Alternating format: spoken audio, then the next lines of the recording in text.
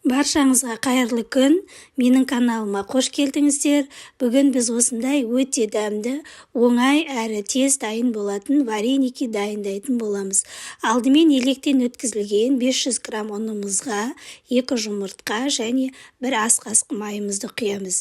Және де 180 грамм бөлме температурасындағы қайнаған жылы суымызға тұзымызды салып, араластырып, ұнның үстіне құйып, қамыр илейтін боламыз. Қамырымыз тығыздау, қаттылау болады. Бұның үстіне ешқандай ұн сеппей, осы құраммен жақсылап қамыр илейтін боламыз. Міне біздің қамырымыз да дайын болды.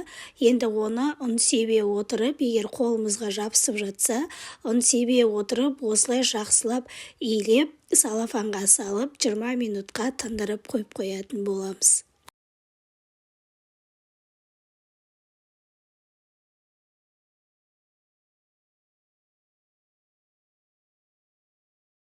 Қамырымыз тынып болғанша арасына салатын салмасын дайындайтын боламыз. Осындай менде 1 пияз болды. Пиязымызды жақсылап турап, қызып тұрған майда пиязымызды сап-сары етіп қуырып аламыз. Және мен осы аралықта суға картошкаларымды асып қайнатып қойған болатынмын. Енді осы пиязымыз жақсылап сарғайтып қуырып алғаннан кейін, жаңағы картошкамыздың бетіне салып, картошкамыздың арасында түйіршік қалмайтындай етіп, жақсылап осыны мыжылап шығамыз. Міне осылай біздің салмамыз да дайын болды. Енді біздің жаңағы илеген қамырымыздан осындай кішкентай 2 зуала қамыр шығады. Енді қамырымызды жақсылап, қалың емес, жұқа емес, орташа көлемде осылай дөңгелек етіп жайып шығатын боламыз. Керекті қоспаларды описание бөліміне жазып қалдырып кететін боламын. Описание бөліміне 1 килограмм ұнмен жасалатын құрамды жазып кетемін. Мен енді одан 1 есе азайтып, аз ғана мөлшерде жасадым.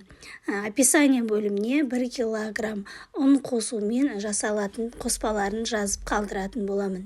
Міне жайып болған қамырымызды осылай 4 бұрышты етіп кесіп, жаңағы араластырған салмамызды осылай үстіне салып, шет-шетін осылай жабыстырып шығамыз.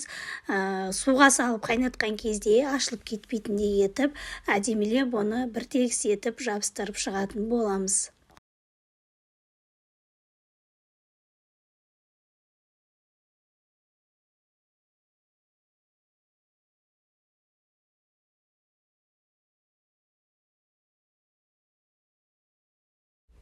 Менде жаңағы 2 зуала қамырымды да осылай жайып алдым да, енді осылай оны дөңгелек етіп, стаканның көмегімен кесіп шықтым.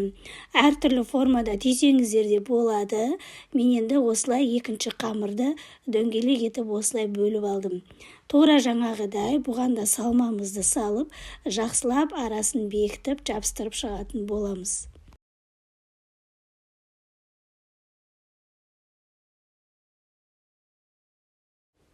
Міне барлығын түйіп болғаннан кейін, қайнап тұрған суымызға жаңағы вареникиларымызды салып, 15 минут көлемінде жақсылап қайнатып пісіріп алатын боламыз. Қамыры өте езілмейтін, жыртылмайтын, өте әдемі болып пісіп шығады.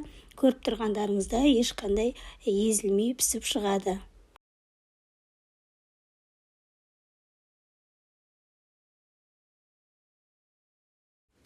Міне біздің вареникиларымыз дайын болды.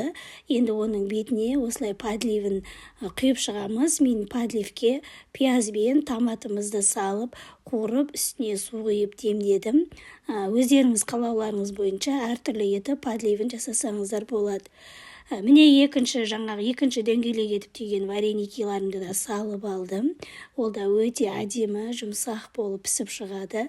Көріп тұрғандарыңыздай, өздеріңіз қалауларыңызша әртүрлі етіп сәндесеңіздер болады. Мен енді екіншісіне осылай майонез бен кетчуп салып дайындадым.